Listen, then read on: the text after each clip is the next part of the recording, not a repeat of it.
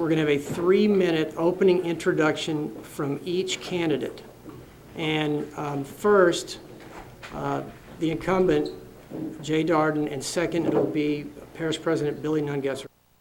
Less than a year ago, you gave me the chance to be your lieutenant governor. 57% of the people in this state afforded me that honor, having been the Secretary of State for 4 years and having served for 15 years in the Senate. I wake up every day grateful for the opportunity to do that and looking forward to the opportunity to be the person who puts Louisiana's best foot forward, who represents our state to people all across the country and really all across the world, attempting to convince them that this is a place that they need to visit. And when they visit, they'll come back. And after they come back, they'll hopefully invest here. And after they invest here, they'll hopefully retire here. It's a continuum. And it starts by making certain people appreciate everything great about our state. I told you less than a year ago that I'd do more with less, and I did that. I chose not to take office for 10 days after I was eligible to do so, so you wouldn't have to spend $6 million to have a special election. I told you the day I got inaugurated that we would not have a secretary of the Department of Culture, Recreation, and Tourism, the highest paid position in our department, $130,000 position.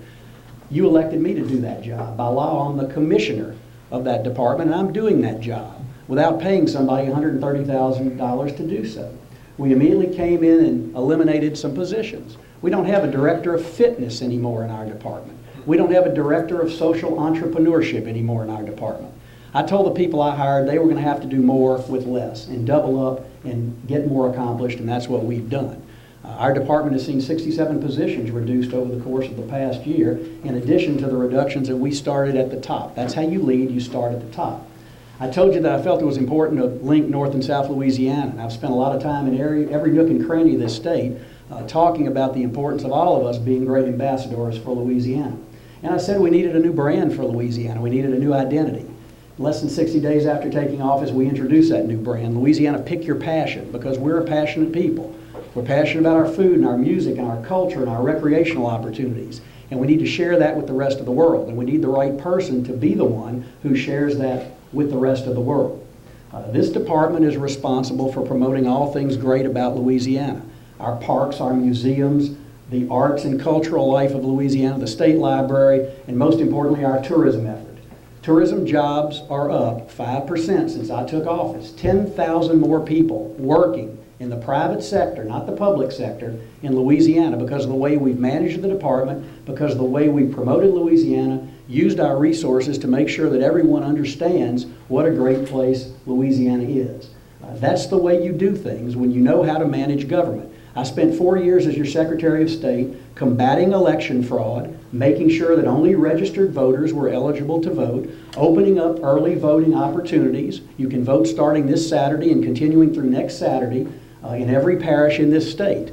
And avoid the rush on Election Day when LSU will be playing Auburn probably in the middle of the day. We set about to consolidate our museums under the Secretary of State, gave them an identity, the Heroes and Heritage Trail, so we can support all things great that those museums all across Louisiana celebrate. For many of you that don't know me, I'll tell you a little bit about me. I'm Billy Nungesser, and I was elected to parish president a year after Katrina. A lot of people ask me, why would you want to be parish president after a hurricane devastated your parish? Because we needed we needed someone to step up to the plate that was going to work 20. Is that thing, hello? It's working. Okay, don't stop my time now. We needed someone that was going to step up to the plate and work 24/7 to bring that parish back. I was reelected with 71% of the vote, and that was a lot of hard work and a lot of dedication to creating jobs, building the infrastructure, and getting the federal funds to rebuild our parish. The hurricanes and the oil spill devastated. Somebody's unplugging me. Devastated coastal Louisiana. Am I speaking too close to it? Yeah, overloading. Sorry, I'm overloading it.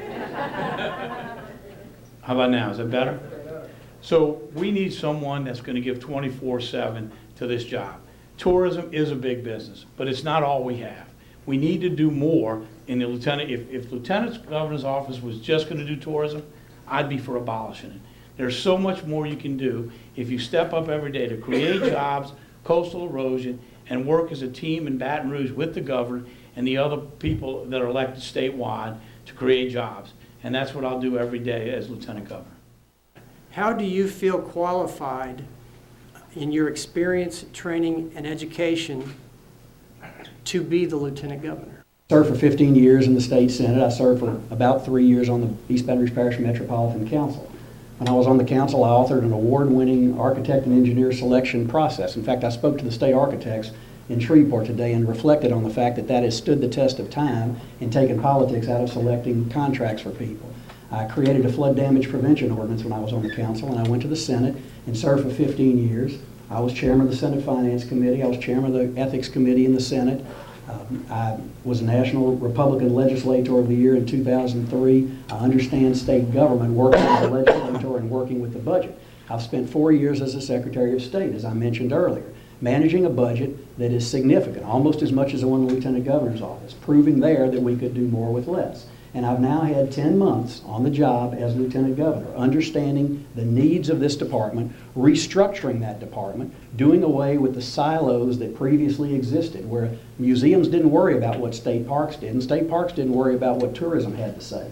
All 5 of our entities now are working under one boss, me, and they're working together and lifting each other up. Everything that we do to promote each of these entities is going to help the entire department lift Louisiana. We're in the business of lifting Louisiana, our museums, our state parks, the wonderful arts and cultural life of Louisiana, the state library that provides internet access to every public library in our state. Less than 50% of us don't have internet access at home in Louisiana. They're dependent upon the state library to make that happen, and we make it happen, doing more with less. And as we've talked about, and we ought to continue to talk about, because that's the issue in the race, who is going to be best to promote Louisiana? Who can articulate all things great about our state and do it best? And I would hope you would agree after 10 months the answer is me. Good job. We need a change. We need people from around the state to get together as a team and make the decisions of where a tourism dollar is spent. If you're like me, a lieutenant governor, I don't have all the great ideas, but we have people around the state that have a passion for the tourism industry. We need to bring them together as a team. In my parish alone, I have billboards that say, "Eat Louisiana seafood." We don't need to be told in South Louisiana to eat Louisiana seafood. That's a misconception. That's a waste of tax dollars. We need to get everyone from every corner of this parish, of this state together to work as a team and decide how to best spend our money. And that's what I'm going to do as Lieutenant Governor. Fantastic. Well, let me tell you about working with the team. The tourism industry is now working as a team. The industry is collectively behind me. The PACs that represent the Louisiana Travel Promotion Association, the New Orleans Hospitality Association, recognize the job that I've done to galvanize the tourism industry, to move Louisiana in the right direction, invest BP money wisely, promote the state consistently across the board for all things great in Louisiana. That billboard that you keep talking about was paid for by the Seafood Promotion and Marketing Board. It wasn't anything I had to do with. That was part of the money that the Seafood Board gets to promote Louisiana. So if you're concerned about that billboard, you ought to take it up with the Seafood Promotion and Marketing Board. They make decisions on how they're going to market seafood in Louisiana and across the country. And they're doing a good job, incidentally. We're working closely together, but I don't control their decision making. Mr. Nungesser, 1 minute. I believe you sit on that board, don't you? No. Okay. Well, you do control it. And I don't control it. Just like the tourism industry and all of the PACs that have endorsed you, but we do need to take a better look at the way we're spending our money. And the jobs that you've continued to say you've cut were actually cut by Scott Angel. And the BP money should not be spent around this state. The BP money was to build back the coast, and the political football of spending a check in every part of the state when we're in Washington trying to get the majority of the funds from BP to rebuild the Gulf Coast is unacceptable, and that's what's been done. It's been used politically. All right, this one is going to force you to look at your candidate and acknowledge his strengths. What qualities does your opponent possess that you admire or that you don't have, and what can you do to overcome that and still convince us that you are the right candidate for the job? Okay, now, let's see. I'm sorry, help me out. I think, Mr. Nungesser, you're first on this one, right? Sure. Yes. Well, Jay is a very good public speaker, and he's had a lot of practice at it. And, you know, insanity is something doing over and expecting different results. We need new blood in Baton Rouge, career politicians, which Jay is very good at. So I give him credit. He's done a great job at public speaking, at putting all the right words in the right place. But we need change in Baton Rouge, and that's why I'm running. Billy has done an excellent job of advocating on behalf of the people of Plaquemines Parish at a time when they were in need, and I hope he stays there in that position as parish president.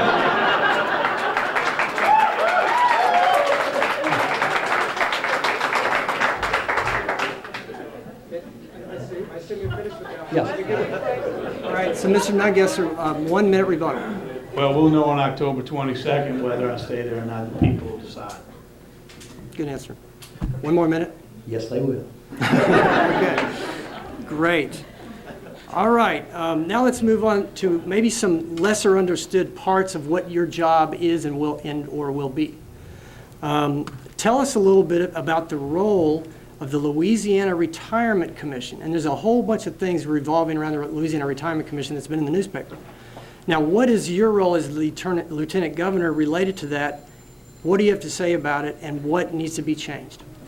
There's been a lot in the paper about the Louisiana retirement systems, not the Louisiana Retirement Commission. The retirement systems are completely different. That's the money that people invest in and ultimately retire and they get paid for by the state. We have nothing to do with that. The Louisiana Retirement Commission, which is under the Lieutenant Governor's office, is charged with the responsibility of making certain we convince people this is a great place to spend their senior years after they've completed working but don't want to just put up their feet and do nothing.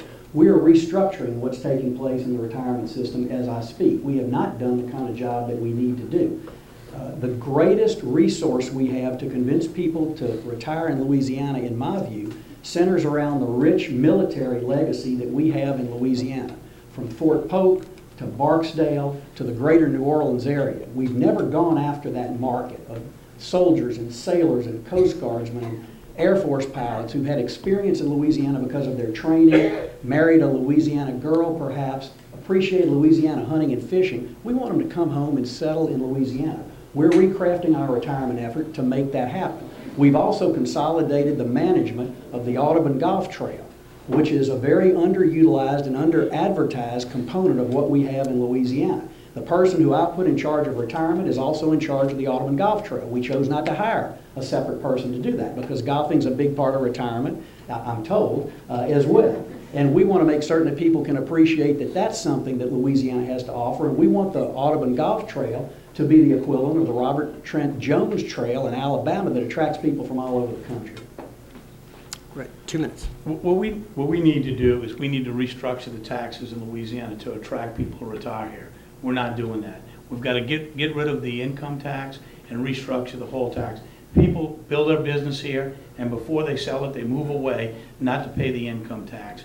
And until we fix the tax structure in this state, we're not going to attract people to retire here.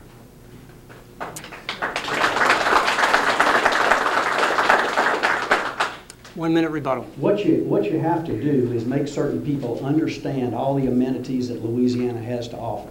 If we can do away with the income tax, and it's been a topic of discussion in the legislature, it's absolutely going to be a continuing topic of discussion, and it ought to be, to figure out if there's a responsible way that we can make that happen and not damage our educational system, not fall further behind on lists that we know we want to rise from the bottom of. That's going to be an important ongoing topic of discussion. It is absolutely a consideration and a factor that people make as they're making retirement decisions. But it's also important what the quality of life is like in a state for people to decide where they want to spend time when they've hopefully got a little bit of money to spend, a little bit of time to invest, and we need to make certain they appreciate all the virtues of Louisiana.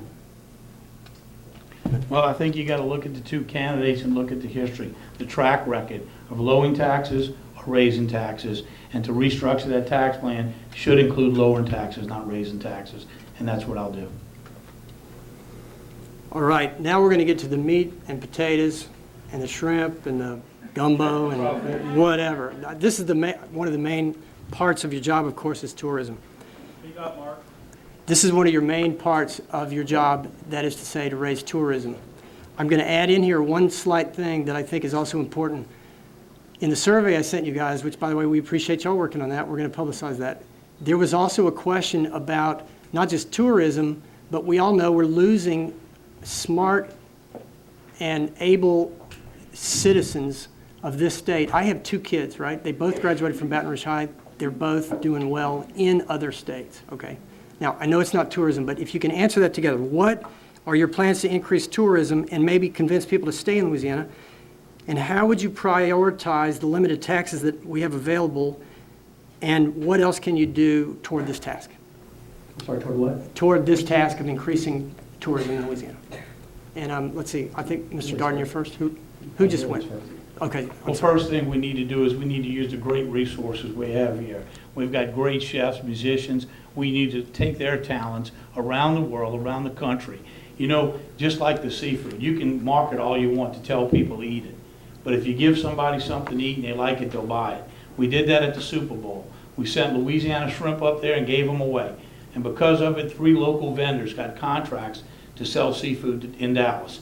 But that's how you promote your seafood, with your local people, and that'll bring opportunities. As far as creating jobs across the board, we need to look to the large Louisiana companies here that are using suppliers outside Louisiana. In Plaquemines Parish, over 700 new companies, Louisiana companies, do business in Plaquemines Parish that did new business there before I took office. It wasn't any fancy ribbon cuttings. It was a job here, a job there. It just took a lot of hard work going to the large companies like ConocoPhillips and asking them, let me see your vendor list. Where are you getting these supplies? Where are these companies coming from? Most of them were coming from Texas. Well, today those companies are located in Louisiana. It just takes a lot of hard work. Thank you. 2 minutes. In answering this question and evaluating the candidates, I hope you're going to look at vision as one of the qualifications. When I served in the Louisiana legislature, there were 2 great needs that I saw. The first was to develop a motion picture industry in Louisiana, and I authored the bill that created the motion picture tax credit for our state. We're now the 3rd movie-making destination in America, behind California and New York. You talk about jobs, grips, electricians, set designers, costume designers, small businesses that service movies that are made in Louisiana, an industry that didn't exist before I and others in the legislature said we can create a new industry for Louisiana that will give young, bright, creative people a place to live and work in our state. It's happening. Secondly, we saw the desperate need to create educational alternatives for young people who are not destined to go to 4-year degree institutions.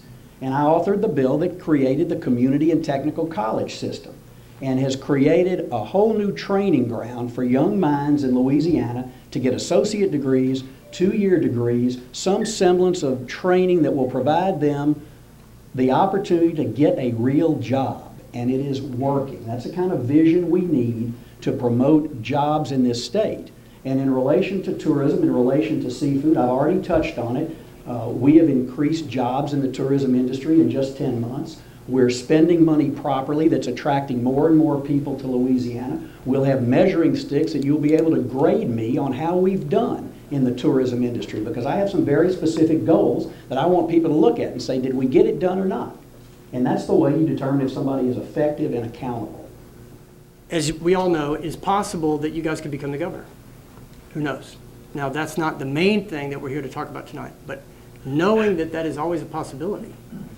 The question is, tell us about the job your predecessor, Bobby Jindal, has done as governor.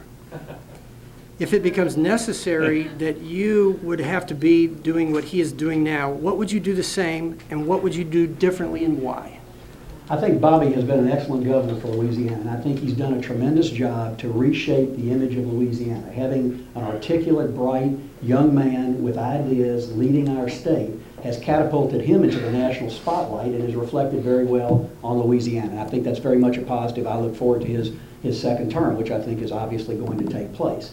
One thing I would do differently is I think I would communicate more with elected officials and with the press. Just that's my observation of what I would do differently. I've had the privilege of either working with or observing very carefully 6 governors in my adult lifetime, and I've been able to assess things that I believe they've done right and things that I believe they've done wrong. They've all done things right, they've all done things wrong, and I hope to be able to learn from those firsthand experiences if this situation presented itself and take the good things from what each of them did and parlay them into a successful time as governor of our state. I'm running for lieutenant governor. I hope the governor stays 4 years. 2 minutes.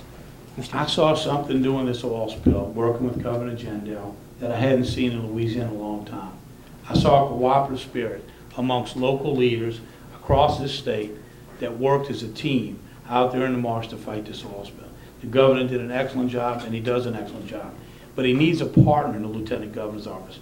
For so many years, it's been stripped of a lot of things that they could be doing, like the economic development, like helping in other areas that aren't specifically described in the job description. Like I said before, if it was just going to do tourism for the staff and the amount, and being statewide elected, they should be out there selling jobs and opportunities and having a business background and a sense for lower taxes to create jobs. I think uniquely qualifies me, and the good working relationship I have with Governor Jindal and the other state and federal elected officials in the state. Thank you. 1 minute. I don't think there's any question, based upon what I hear from people, that as they assess the two of us and decide who they're going to vote for, they're considering the fact of the what if. What if Bobby Jindal leaves? The person that we entrust to be our lieutenant governor may very well have to assume that office. And so I think in making their evaluations of us, they have to determine who has the right skill set and the right abilities to be able to do that job. And I think it is going to be an issue in the race. I don't think it's the sole issue or frankly the most important issue. I think the more important issue is who can run the department and run it effectively and be the face of Louisiana to the rest of the world. Mr. Nungesser, 1 minute. Yes, I ask you to look at the 4 hurricanes we've been through and the oil spill, and look at the leaders that stood up to the plate, stepped up there and wouldn't let a foreign company take advantage of us. And I look at the ones that were on TV, were out there fighting the fight. Those are the people I would like leading my state if something would happen to the governor, and that's why I'm running. Thank you. What do you know about the core values of the Tea Party? And can you talk about those core values and how your position agrees or disagrees with ours? I can. The Tea Party is a movement that is long overdue in cutting wasteful spending, and no nonsense balanced budget. We don't want to hear about all the programs. We need to balance the budget. We need to cut the waste, and we need to push for more fiscally conservative values, which is absolutely. I was born a Republican. I'm a fiscal conservative, and right in line. I'll never vote to raise taxes. We have so much waste and opportunities to save money if we just put the pencil to it and put the politics aside and do the right thing.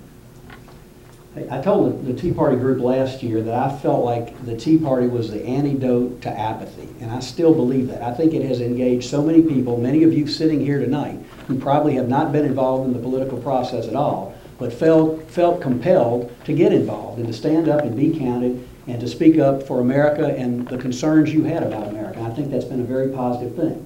My appreciation of the core values of the Tea Party certainly coincide with my views and the way that I've conducted myself in public life. You're looking for less government and fiscal conservatism.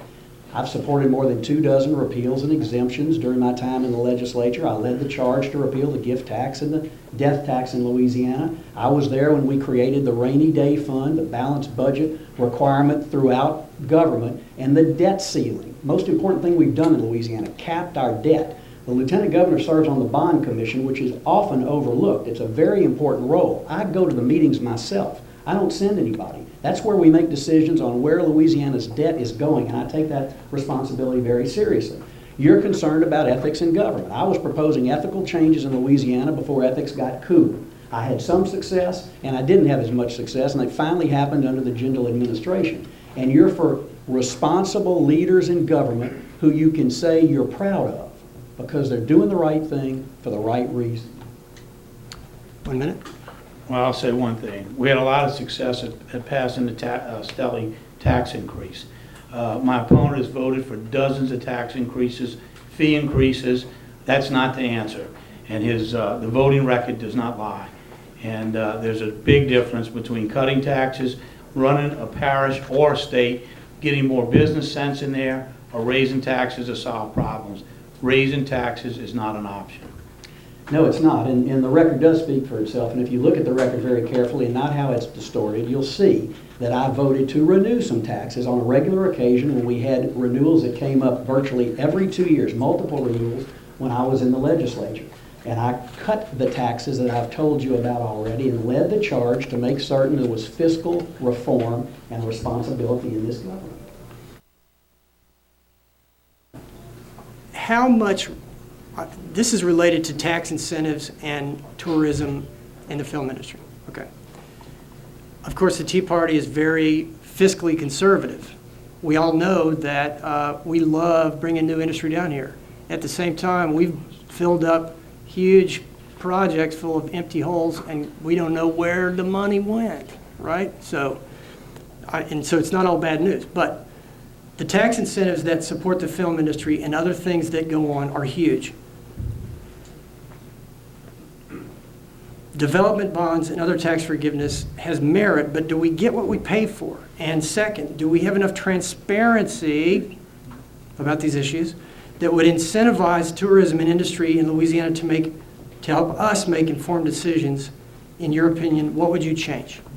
Well, I do think we have transparency in the process. It's difficult sometimes to understand the process because it gets very convoluted, and you have to go to the legislature, you have to go to the bond commission, you have to jump through a lot of hoops on bond issues and on some tax credit legislation. But we do have transparency, and people can see where that money is being invested. It's a very tough balance as to whether or not you're giving too much incentive and what are you getting on the back end. And it's important to make certain that there's built-in accountability, which is being developed through the legislative auditor and other programs that determine whether or not this makes sense. Year after year, the legislature is studying tax credits, tax rebates, tax incentives to see what does it yield in real dollars, what does it yield in real jobs.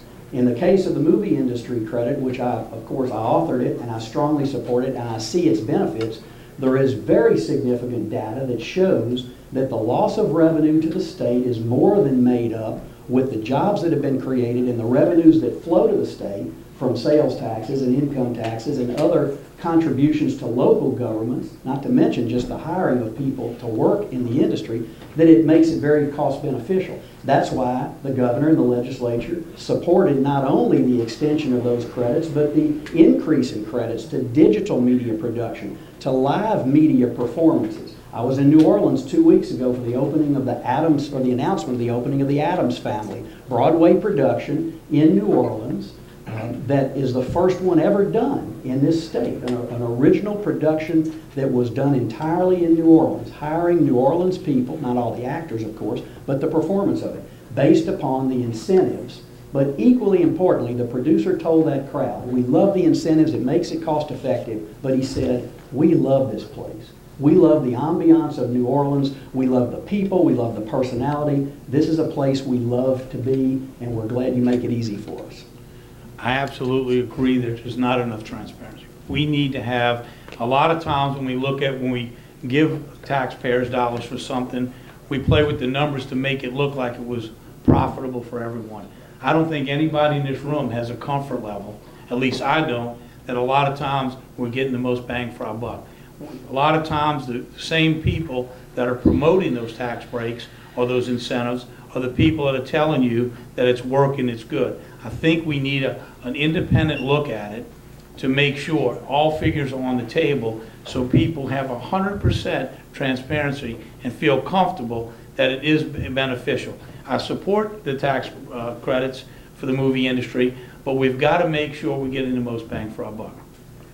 That's precisely the reason why the legislature has been very active, particularly in recent years, in making certain that the legislative auditor is involved in reviewing these credits and reviewing the number of jobs and reviewing the benefits to the state, and also why the legislative committees, the money committees, are taking such a keen interest in whether or not this is working and whether or not it's beneficial for the state. And I think you're going to see, as difficult budget times continue, some ratcheting back of some of these tax credits and exemptions that are not proven to be worthy. And that needs to happen. It'll happen hopefully after a very careful and thoughtful review by the policymakers who sit in the legislature and get to make those decisions.